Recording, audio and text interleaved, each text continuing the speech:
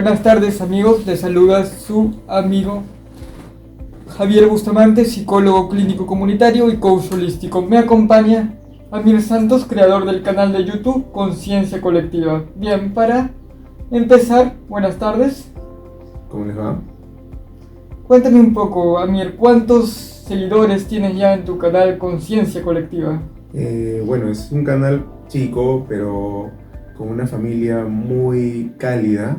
Somos 358 personas dentro de mi canal, no somos muchos, pero estamos ahí como soldados, esos 358, buscando que hablar de estos temas que muchas veces no se tocan con suma facilidad, sino que son temas que muchas veces son tabú para muchas personas. Yo soy ingeniero pesquero de profesión, pero me gusta mucho investigar muchos temas, por lo cual decidí crear este canal como un medio de que las personas toquen temas que usualmente no tocan. Muy bien, entonces eres ingeniero pesquero con alma de investigador. Exactamente. Interesante. Bueno, podríamos decir que lo hubieras hecho muy bien como psicólogo social, entonces. Muy porque probablemente. Es tu campo. Sí, ese es un campo que me interesa mucho. Muy bien.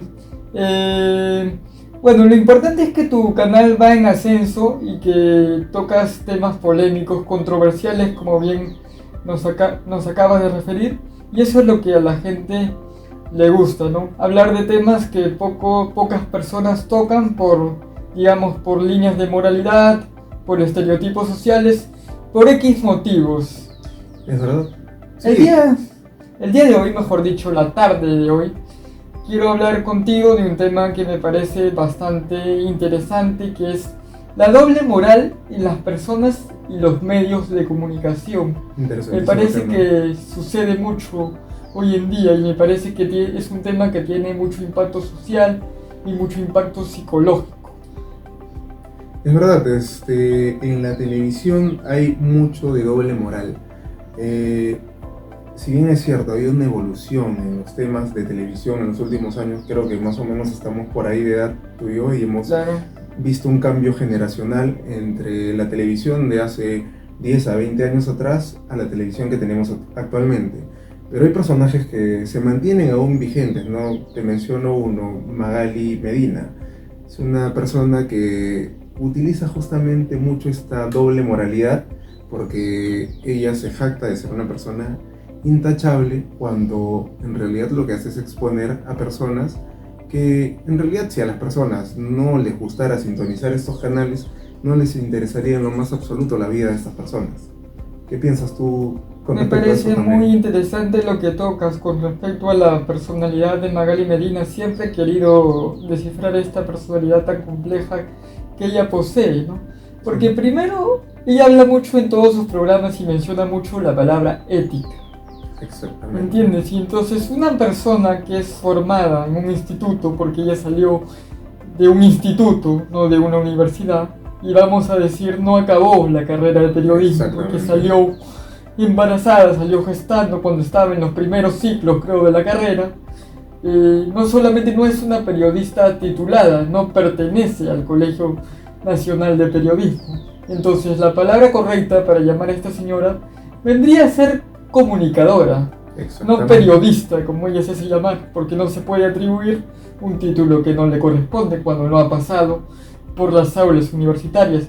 Y aparte, como tú bien sabes, la formación universitaria y la formación técnica es muy diferente, porque resumen muchas cosas en la formación técnica para uno terminar más rápido. Entonces, ella iba a salir de un instituto teniendo en su formación muchos preceptos que el periodista debe tener.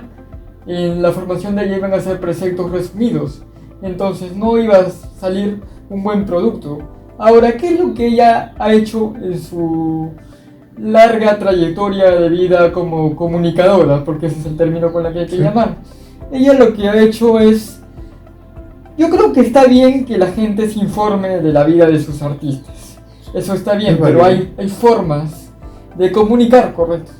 Entonces, una de las cosas más graves que ella hizo a lo largo de su carrera como comunicadora fue cuando Augusto Ferrando, quien era nuestro Don Francisco de la época, vamos a decirlo, lo invitaron en un programa que se llama Fuego Cruzado para hacerle un homenaje, y en lugar de hacerle un homenaje le hicieron una emboscada al pobre hombre, porque sí, es más, le regalaron un presente austero, creo que un termo, y en lugar de homenajearlo lo emboscaron. Terminaron hasta criticando a la familia. Sí, recuerdo, estaba muy niño cuando pasó este tema.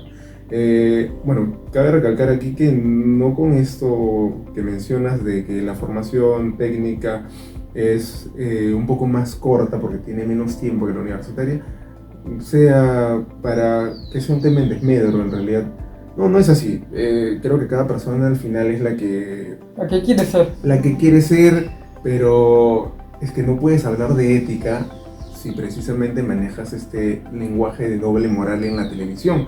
Justamente cuando tú mencionas que una persona cuando se forma, y aquí ya mucho depende del criterio de la persona, porque una persona puede estar formada 5 años en la universidad, pero es la persona en la que en sí la que decide si hacer buenos gestos o malos gestos, o buenos actos o malos actos. Eso ya depende de cada persona. Pero vemos esto en la televisión, esta emboscada que tú mencionas a Augusto Ferrando, sí recuerdo haberla visto muy joven. Sí. Y fue el inicio del declive de este señor, ya porque este señor después de esto le fue mal y hasta que nos dejó. No, y aparte que tocaron cosas que no venían al caso, porque todo el mundo está en su derecho de criticar si no le gusta algo, de criticar su programa o su manera de conducir. Pero ¿por qué habría que mencionar a su familia, mencionar a si su hijo tenía tendencias homosexuales o no? Entonces eso era algo completamente fuera de contexto. Y recuerdo un periodista también que lo hizo una emboscada peor, todavía, porque le menciona de que él en su programa usaba la necesidad de la gente para hacer su espectáculo. Pero si lo vemos desde otra perspectiva, ¿no? Eso es criollismo. Nadie te va a regalar 1.200 soles por regalarle una media con hueco. Entonces prácticamente regalaba dinero a las personas. Es muy cierto, sino que entiendo que hay personas que no les guste este punto de vista que tenía este señor a la hora de hacer su programa, pero eso no significa que esto sea totalmente nocivo o negativo. Nadie te va a regalar dinero por cosas absurdas. Eso es totalmente cierto.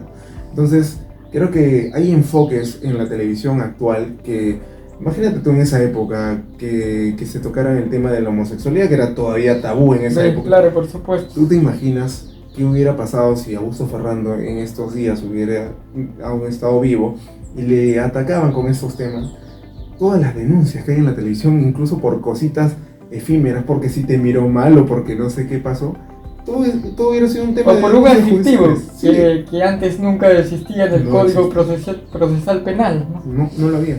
Entonces yo pienso que la señora realmente utiliza la palabra ética demasiado, pero no sabe el concepto de la palabra, lo que la palabra quiere decir en sí, porque Augusto Ferrando, si bien es cierto, utilizaba un lenguaje, como dices tú, criollo, muchas veces un poco coloquial.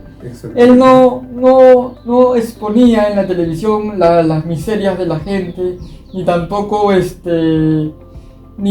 se burlaba de las miserias de la gente. Yo recuerdo mucho también que a una Veré también le dijo a su hijo, que se refirió al hijo de la Veré y dijo: mañana más tarde, ¿qué va a pensar tu hijo de que tú eres una meretriz o de que tú haces favores sexuales? Entonces no tenía por qué mencionar a otras personas. Esto pasó con Mónica Daro, ¿no? Usaba la palabra bataclana mucho. Así es también. Bueno, Magali es una persona que, psicológicamente, tú eres psicólogo, la podrías analizar de una mejor manera, de una mejor perspectiva, pero tiene muchos agentes aquí que ella menciona que son bien incoherentes. Pero mira, todo pasa por una formación empírica que ha tenido ella en la televisión, porque ella se ha adaptado al gusto de la gente, ¿no? Y es lo que le pasa a muchos conductores que hay ahora en la televisión, que son conductores de un programa, pero no son periodistas en sí, sino que es toda esta mezcla de lo que le gusta a las personas en la actualidad, que es lo que mantiene viva a la escena televisiva, que a mí en realidad no me llama mucho la atención. Yo no soy una persona tan consumidora de televisión, sino que busco información por otros lados. Claro. Pero es ya tema de elección de cada persona. Desde mi punto de vista, ya que lo mencionas, yo pienso que esta señora tiene un perfil narcisista y tiene muchos indicadores que posee una persona narcisista. Primero, no sé si recordarás que cuando esta persona fue condenada por difamar a Pablo Guerrero, esta persona rompió al aire la resolución judicial y dijo: a mí nadie me puede tocar porque yo soy Magali Medina, o sea, yo soy un impotente, yo soy como si fuera Dios. Entonces eso es un rasgo de narcisismo. Exactamente. También dice que ella es una líder en su horario y es un programa que tiene 12 puntos de rating. Entonces, con un rating tan bajo no podríamos decir que ella es una líder de opinión.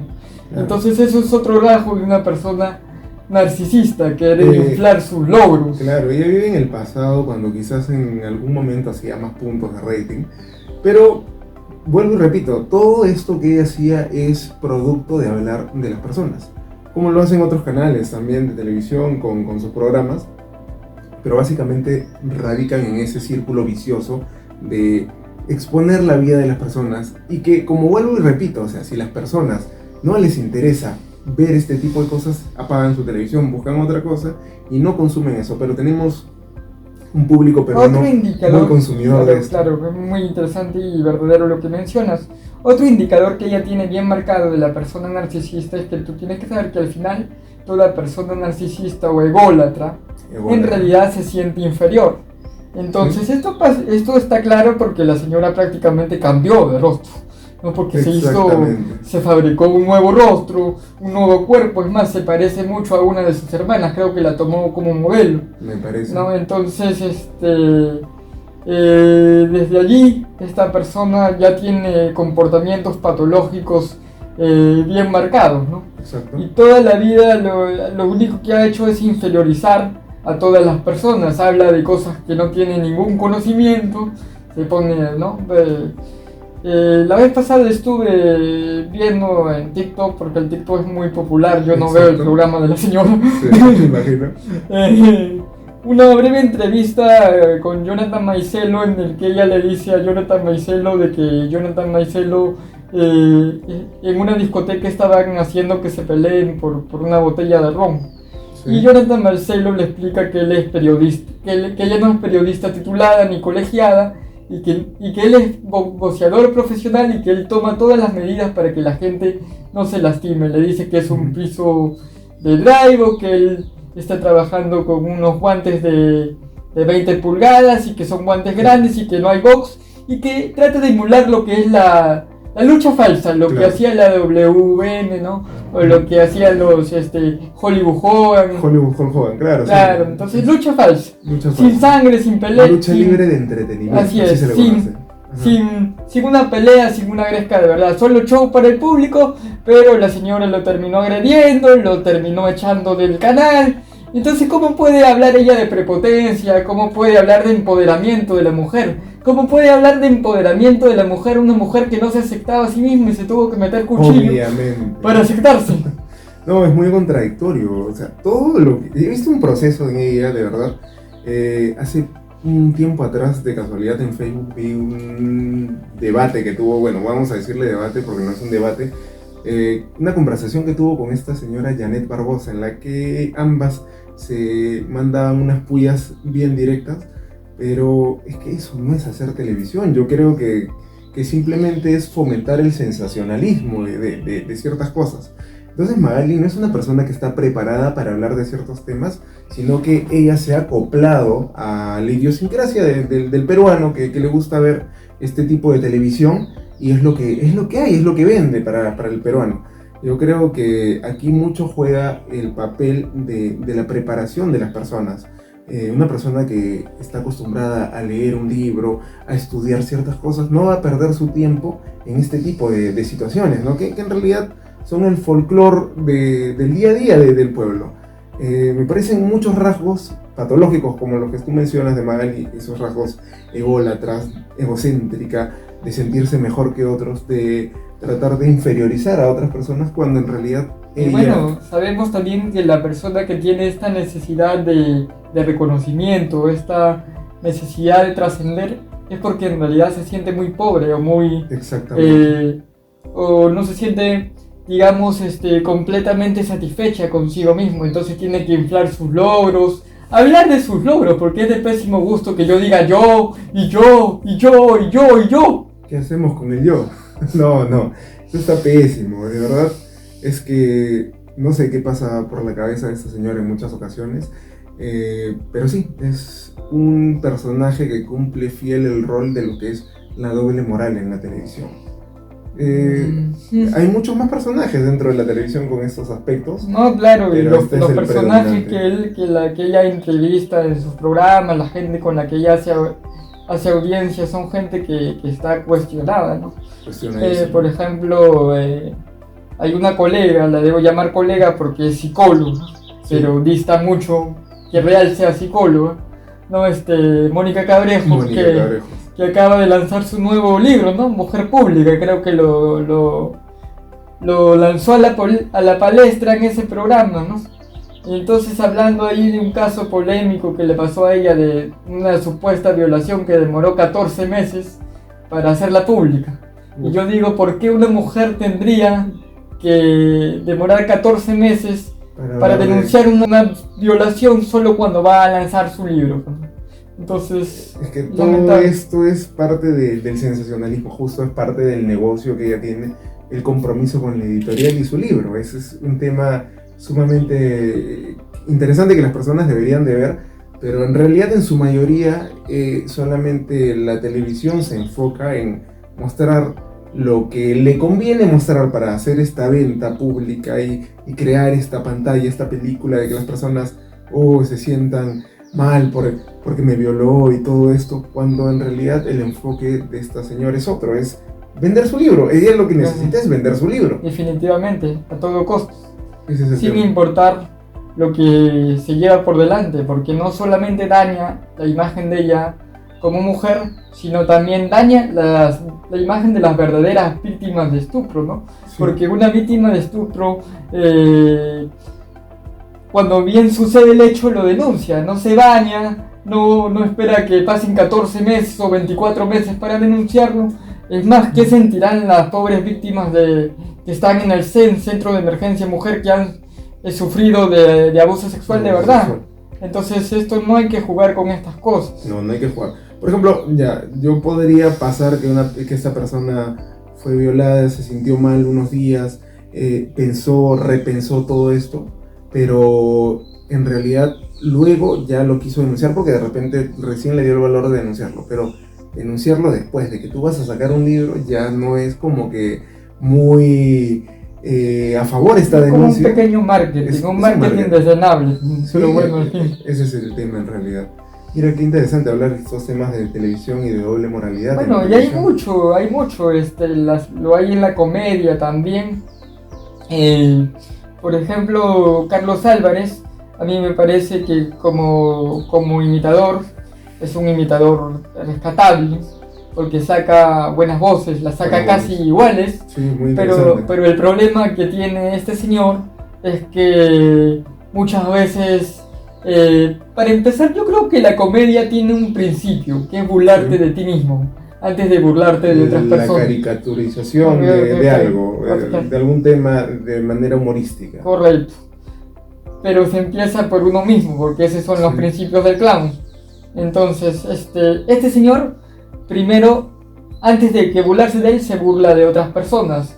Yo me puedo burlar de algo que a mí no me parece correcto, de la corrupción en un gobierno, está bien, ¿no? Como que lo que hace con el gobierno de Castillo. Pero no burlarse del dejo quechablante de su esposa. No, eso ya son otros temas. Ir un poco a lo que es humor negro. Sí, pues. Cuando me acuerdo de humor negro, estos personajes de Hablando Huevadas, por ejemplo, no sé si has escuchado este programa que está... Un programa completamente garrafal, unos fracasados con éxito. Sí.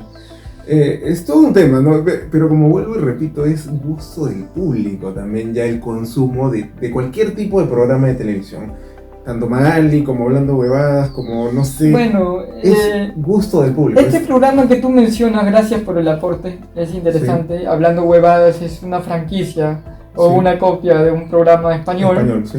En este programa, hablando huevadas, no solamente transgreden el tema principal de la comedia, que es de burlarse de uno mismo, sino ellos se burlan de otras personas. Y se burlan también de las personas con habilidades diferentes, porque vi que se estaban burlando de una persona que tenía síndrome de Down, trisomía del par 21, si lo quieres llamar de otra manera. Entonces, Dios no lo quiera y uno de estos señores tenga un hijo con habilidades diferentes y van a querer que algunos de ellos van a querer que en el colegio o la escuela le hagan bullying a su hijo que tiene habilidades diferentes. No.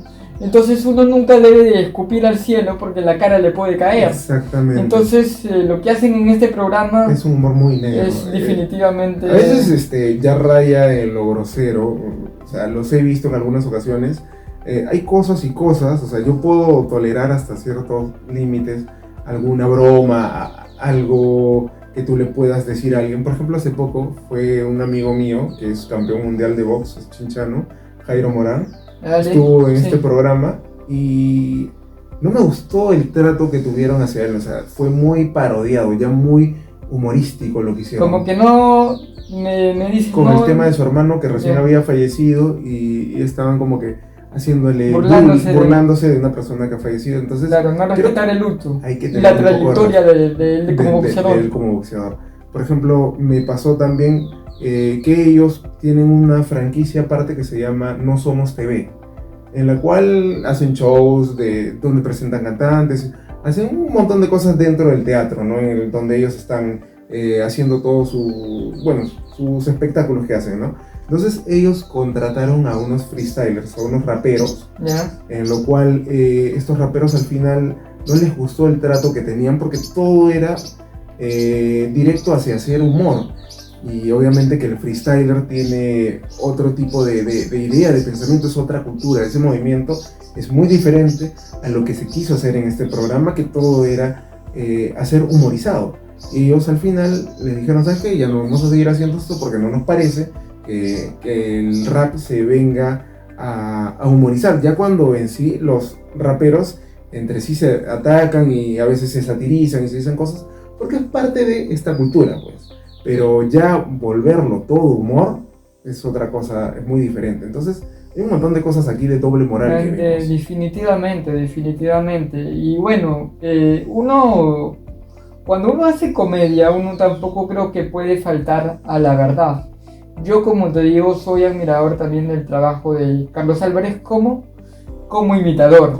Más no como caracterizador, porque me parece que exagera mucho los defectos de las personas, los defectos físicos. Exactamente. También exagera, por ejemplo, el tema de cuando una persona es quechohablante, el dejo, tal vez, o de decir cosas falsas de un personaje que realmente ha trascendido, o de un personaje que es importante, que ha sido importante para la televisión. Yo era un asiduo sintonizador de La Función de la Palabra, del programa del doctor Marco Aurelio de Negri. Este programa lo veía muchísimo. Este programa era lo máximo en realidad, porque el hombre hablaba de literatura, hablaba de antropología, hablaba de todo. Ese señor era sexólogo, lingüista y sexólogo. Tiene una entrevista que te recomiendo que veas con la ya fallecida Victoria Santa Cruz. Excelente entrevista, no te vas a perder absolutamente ni un minuto de tu vida si ves esta entrevista. Para toda la audiencia están dando nuevamente la colección de oro de La Función de la Palabra, los mejores programas de Marco Aurelio de Negri. Pero acá lo que voy, que en esta parodia que Carlos Álvarez hacía de Marco Aurelio de Negri, quería dar a entender que este señor tan respetable solamente hablaba de sexo. No era así. Entonces no puedes desinformar al hacer una parodia, correcto. Entonces, también cuando hacía una sátira o una parodia de Paolo Guerrero como Paulín Lin Lin, tú no puedes aseverar de que él es gay, pues no. Cuando no lo es. Entonces no, eso ya es ir en contra de... Es incómodo para una persona que no lo es, de repente a él no le gusta que hagan ese tipo de imitación y obviamente que va a ser incómodo. Yo he visto a este señor en Willax, me dio el nombre de este señor, que a veces hace humor también, no recuerdo, es de la época de ellos también. Se me dio el nombre de ese señor, espero en un momento recordarlo a lo largo de la entrevista. Dale. Pero en Willax hay un señor que hace parodia también de Castillo, de algunos personajes políticos, sin insultar, pero es una parodia bien satírica, pero desde mi punto de vista, desde mi punto de vista es una crítica muy cierta, en realidad, lo que le está haciendo. El Cholo, no, se me dio el nombre de este señor, pero sí, muy, muy interesante. En Willax está ese señor siempre a las 11 de la noche, hace unos minutos de estas sátiras. Habemos que buscarlo entonces. Bueno, hay comediantes muy buenos, está un comediante mexicano muy bueno también, que es Franco Escamilla. Franco Escamilla. Justamente él estuvo en el programa de Hablando Huevadas también, se junta con ellos. Qué terrible, pues no. Sí, terrible, pero es parte de esta nueva onda de gente que hace espectáculos, ¿no? Entonces, ¿sabes por qué llegó Pablo Escamilla al programa de ellos?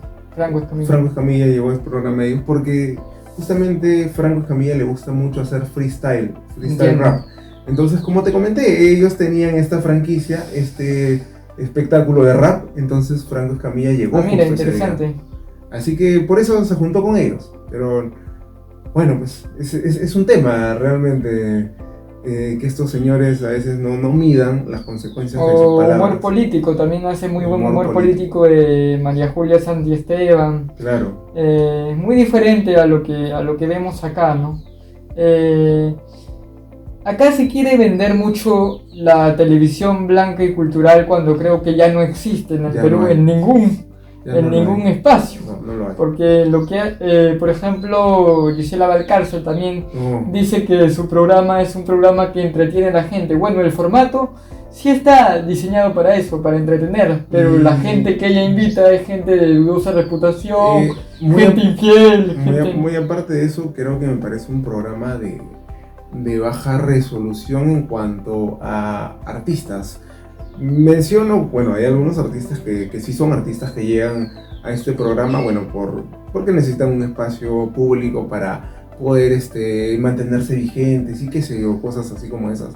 Pero si yo comparo el programa de Gisela Valcárcel con este programa que a veces tiene Latina, La Voz Perú, que son programas que realmente sí tienen una competencia de canto a un nivel profesional, por así además decirlo. Tienen una escuela de profesores. Obviamente, muy diferente, o sea, hay muchas diferencias entre un programa que es para vender un espectáculo y otro programa que es un espectáculo, pero que tiene profesionales dentro. En el otro hay gente cuestionada y lo que vende en realidad es el morbo. Es como que digamos que sigue siendo el mismo excremento maquillado. Maquillado, es exactamente. Una serie de personas que invita. Yo la verdad, yo no sintonizo este tipo de programas porque no me gusta este tipo de cosas. A mí prefiero investigar, ver otro tipo de temáticas que hay dentro de los acontecimientos que ocurren en la actualidad y qué sé yo, pero no es esto apto para mí en realidad. Como te digo, esta doble moral que existe en la televisión existe también en las personas, pero vamos a terminar un poquito con lo que es la televisión. También, aparte de Carlos Álvarez, lo hace su compañero, que en algún momento fueron compañeros de escena, Jorge Benavides, JB, sí, que también es un buen imitador, pero también aplica mucho el doble discurso. Sí. Le dio tribuna o le dio espacio a una humorista trans que tiene una vida muy sufrida, sí, para mí, porque fue víctima de trata de blancas. Sí. La secuestraron a los 12 años y la obligaron a prostituirse, sí, que es más Orlando Cifuentes Arana, su nombre biológico, claro, o su nombre de nacimiento, como queramos decirlo. Claro. Quien lo conocemos como la Dayanita. Bueno, en este espacio que tiene la Dayanita, hacen bromas fuera de lugar, como que sí, de ella, como si ella cumple el rol activo, si cumple el rol pasivo, si tiene rol dual. Yo creo que esto, si le vas a dar una oportunidad a una persona, no debes burlarte de su vida personal, y haga chistes sobre otra cosa, no sobre eso.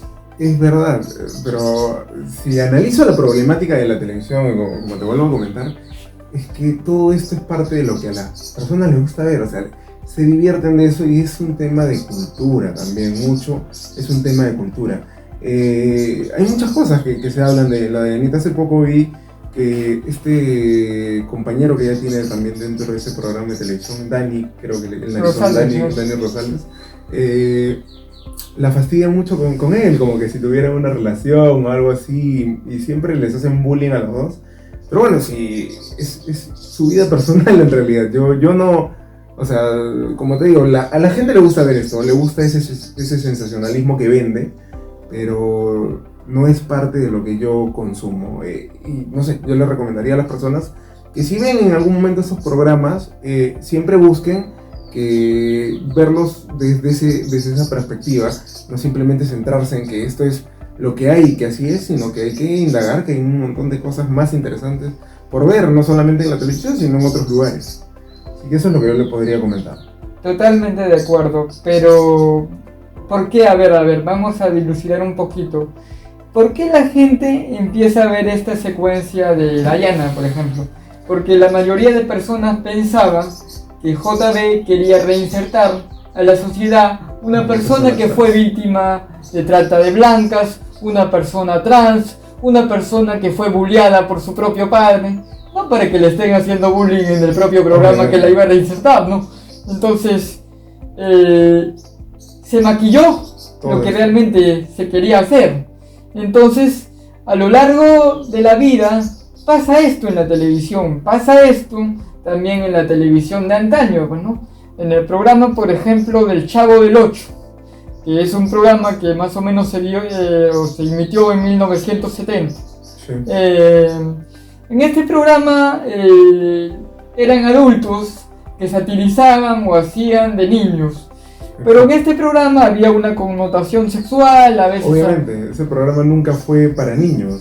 Se hizo luego para niños, pero en un inicio este programa, su enfoque era para adultos, hacer una comedia para adultos. Hay un episodio en el que el Chavo se ve con esta chica que le gusta, no recuerdo, Patty, y cuando la ve está con una botella y se tira la botella de agua y se moja. Bueno, o sea, esa era una interpretación en doble sentido. Es una interpretación en doble sentido, pero un niño no lo va a entender.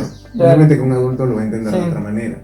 Entonces, igual me pasa con este programa Pataclown, que hay también estos elementos. Los payasitos, ¿no? Los payasitos, pero mira, por ejemplo, hace unos años atrás me puse a ver un recuento de videos graciosos de Pataclown. Había una parte que me pareció fuertísima, que yo me acuerdo de niño haberla visto y no lo entendí porque era muy niño. Wendy dijo que estaba hablando con Machín y le dijo: Machín, espero que más tarde... Un saludo a Carlos Alcántara. Un saludo a Carlos Alcántara. Pero le dijo Wendy: espero que me dejes más robada que cono de Nubeluz. O sea, ¿te das cuenta, o sea, de este tipo de lenguaje que se manejaba dentro de este programa, que para un niño no es, obviamente? Obviamente, era para adultos, pero muchos niños lo sintonizaban, porque veían ahí los payasitos, la Monch, que era muy conocido. Y entonces, sexualizaban desde ya muy temprano a los niños. Nunca se ha respetado el horario de protección al menor. Obviamente, pero mira, antes todavía habían cosas que uno no entendía, pero ahorita tú ves la televisión y es mucho peor.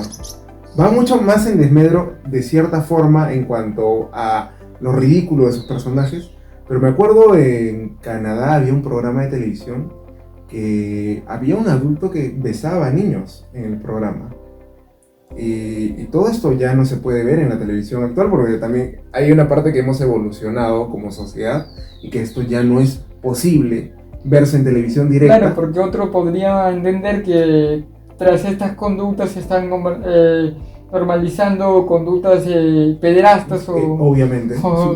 Conductas de un pedófilo. Se habló mucho de este tema hace bastantes años atrás, estoy hablándote de la década de los 90, que pasó eso. Pero ahora vemos personajes ridículos en realidad en la televisión, ridiculizados de muchas maneras. Ya me estás hablando de Dañanita, por ejemplo. Estos programas reality que hay en la televisión, como esta guerra, Combate ya no existe, si no mal recuerdo. Gracias a Dios, pero sí, es lo mismo. Pero es lo mismo, sí. O sea, ¿qué enfoque para más absurdo de simplemente... América Televisión, y te lo voy a decir directamente, es un canal que las 24 horas del día se la pasa hablando de sus personajes, de eso vive. O sea, programa de la mañana hablan, los de Esto es Guerra, tal cosa. El programa que sigue, los de Esto es Guerra. El de mediodía, de tarde, a la hora del almuerzo, siguen hablando de los de Esto es Guerra. Luego La Rosa de Guadalupe. Un poquito de ese programa Esto es Guerra, que es una copia del formato de combate. De combate de guerra lo copió y le cambió el nombre. Creo que vienen de Calle 8, creo que se llamaba un programa que se comenzó a hacer en otros países. Bueno, no sé, acá siempre se copian de otros formatos. Sí, otros formatos. Bueno, acá el tema es que empezó siendo un programa de educación física. Hasta ahí todo está bien porque siempre es bueno hacer deporte, sí, ¿no? Y eso lo dijo Roberto Martínez muy asertivamente también. Exactamente. ¿Cuándo viene el problema de este programa? Cuando empiezan a hacer una telenovela o romances armados entre los combatientes, ¿no? Se volvieron personajes. Los leones, como se llaman. Se volvieron personajes públicos, los de combate, los de Esto es Guerra. Claro. Entonces, ya no vendía solamente el programa como competencia. No, a las figuras. Lo que vendía. A las figuras y el romance. Exactamente, no, eso es lo que era vendía. un programa que también vendía mucho los estereotipos sociales. En lugar de hacer crecer la mente de los jóvenes, las encasillaban en conceptos completamente absurdos. Claro, el estereotipo de verse bien, claro. Y hay un montón de personas que son... Si no eres blanquito como Nicola Porchela, no vas a tener trabajo. O qué sé yo.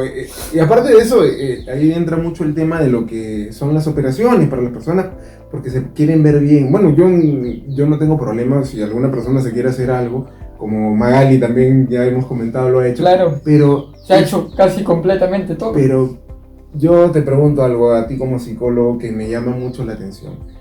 ¿Quién es el que determina qué es bueno y qué es malo, o cómo se debe ver una persona bien o cómo se debe ver una persona mal? ¿No es la misma sociedad? Claro, en realidad la sociedad es que estereotipa, porque no hay cánones de belleza. Exactamente. Porque si nos vamos a, no sé, a los años 1980, cuando José Luis Botero estaba pintando, el boom eran las mujeres gorditas y él pintaba desnudos de mujeres gorditas. ¿Quién nos vendió que las mujeres delgadas, celulíticas, curvilíneas, o los hombres, no sé, con cuerpo determinada mujer o determinado hombre? Sí. Era un referente de belleza? La publicidad. Una publicidad demagógica, mentirosa, porque eso no es belleza. Eso no es belleza. Una cosa es salud y otra cosa es belleza. Tú te puedes ver muy saludable, pero hay personas que muchas veces están muy musculosos. Hace poco falleció este señor, Randy Coleman, 7 veces campeón mundial en fisicoculturismo y todo esto. Al final, por tantos asteroides. Tantos asteroides que se metía, sí. No más, y como hombre no funcionaba, porque lo declaró muchas veces, ¿no? De tantos asteroides no puedo cumplirle a mi pareja. Exactamente. Y es un tema. Por ejemplo, a esta señorita Michelle Pfeiffer, cuando comenzó a usar suplementos, por así decirlo, le cambió la voz. No sé si te acuerdas que tuvo un cambio. Tenía una voz finita, ahora tiene una voz más grave. Un cambio de voz total. O sea, y es producto de todas estas cosas que se meten a veces en el cuerpo. Entonces, creo que la belleza televisiva tiene ese precio de que se ha estipulado esto en la sociedad, que para verse bien tú te tienes que ver, no sé, bien musculoso, qué sé yo. O una mujer que sea delgada. Entonces le decimos a los jóvenes, a los adolescentes que ven estos programas de educación física, ¿sabes qué? No importa si desarrollas una bulimia o desarrollas una anorexia, hazlo, porque lo importante es que te veas bien y el fin justifica los medios. Exactamente, y no es así. Yo pienso no, que esto no es de esta forma. Entonces, partiendo un poco de ahí, estos programas son el cáncer de la juventud. Sí, eso es verdad. Porque los llevan al precipicio. Entonces, te diría yo, en este programa del Chavo del 8, al cual a Chespirito le dieron muchos premios, no sé por qué, porque para mí le dieron de dar esos premios, no sé, a otras personas, como por ejemplo Rossini, que hacía de Tres Patines, muy buen programa. En cambio, pues el Chavo del 8 era un programa que vendía cosas que no se deben vender, pues, como por ejemplo el racismo, el clasismo, la desigualdad, el personaje de Kiko era el pedante, el que más tenía, el que humillaba. Maquillado, por cierto, pero es que eso es lo que había detrás de... Y las personas no se dan cuenta. Pero me acuerdo, o sea, hay muchas personas fanáticas del Chavo que muchas veces le sacó sonrisas. O sea, tampoco no lo puedo poner todo como negativo, aunque tiene su connotación negativa detrás, pero también tiene su aspecto de repente, digamos, positivo, porque a muchas personas que han podido estar de repente con problemas, o les ha hecho reír. Les ha hecho reír. Entonces, yo recuerdo a un chico que es más, o sea, incluso con este programa, hablando huevadas, hay una señora que llegó al programa y le dijo a estos señores que ella nunca le iba a traer un show como esos, pero este chico estaba a punto de matarse, o sea, se sentía mal a tal punto, era el mejor del salón, pero cuando ella se ponía en la puerta de su cuarto a escucharlo, escuchaba que los escuchaba a ellos y este chico al final se salvó. Pero como les digo, hay que tener ese juicio, ese criterio de juicio para darte cuenta que está bien y que está mal, o sea, dentro de lo que tú puedes observar como algo que te guste. No todo es bueno tampoco. Claro, digamos, por eso te digo, el fin no justifica los medios. Yo puedo hacer reír a una persona, pero no a costa de otras. ¿A costa de qué? A costa de burlarme de una persona con habilidades diferentes, a costa de burlarme de culturas, porque he visto que hasta se burlan de, no sé, de los árabes o de otras culturas. Sí, se burla. Llegó un pakistaní y lo comenzaron a fastidiar, que era un palestino, todo un tema con estos señores, pero de verdad muy interesante haber tocado todos estos temas contigo el día de hoy. Bueno, también, como te digo, para terminar lo de la televisión y entrar lo de las personas, en la televisión existen personajes que tienen mucha influencia, son muy mediáticos, por así decirlo, sí, televisivamente, pero su vida personal deja mucho que desear. ¿Por qué en un país, si queremos ser un país desarrollado y no un país subdesarrollado, permitimos que una persona, que un pedófilo, que un pederasta, como por ejemplo Beto Ortiz, que él lo que hacía era aprovecharse de niños en situación vulnerable, a los cuales él le daba un cuarto de pollo por tener actividad sexual? Se habla mucho de esto. ¿Sí? Entonces, ¿por qué tenemos en la televisión una persona que es un pedófilo, un pederasta? Pero acá el tema es que a esta persona se le saca o se le hacen que no pise la cárcel por un argumento de más de ridículo, ¿no? Él no ejerció la parte activa, él era homosexual pasivo, pero si yo me uso la necesidad de la gente y a cambio de darle comida, yo digo, no hay violación, sí hay violación, y peor, porque estoy usando la miseria de la gente para coaccionarla psicológicamente. Exactamente. Es todo un tema que hay que evaluar en la actualidad, porque tú no te puedes valer de ciertos factores para simplemente salirte con la tuya de muchas cosas que en realidad no deberían ser así. Pero cuántos temas hemos tocado ahorita de televisión que son de doble moralidad. Pero de verdad me quedo intrigado con lo que te digo. Vuelvo y te repito, quien determina qué es bueno y qué es malo es la sociedad. Y en realidad no debería ser así, porque justamente yo a mi canal le puse conciencia colectiva por esa razón, porque creo que muchas veces nos dejamos coercionar por la sociedad y no pensamos como nosotros mismos queremos pensar. Y hacemos de cuenta de lo que hace, no sé, tu social colectivo, ya sea tu casa, sea tu colegio, sea tu ciudad, tu país donde vives, tu religión en donde estés. Mulas de carga, sí, burritos. Exactamente. Así es. Entonces, para terminar con esta entrevista muy interesante, espero que les haya gustado. Ya hablamos del campo de la televisión, que es muy interesante, pero también pasa mucho en lo que son las diferentes concepciones o sectas religiosas que las dirigen personas. Por eso dije personas. Por ejemplo, sabemos que la religión católica es la religión oficial. Sí. Esta religión es la religión oficial aquí en estas latitudes, en esta locación geográfica, porque en otros lugares no es la que predomina. Claro. Hay que tener en cuenta varias cositas. El Corán, ahí los musulmanes. Los musulmanes. Claro. Son 2.100 millones de cristianos. 2.100 millones de cristianos, ¿no?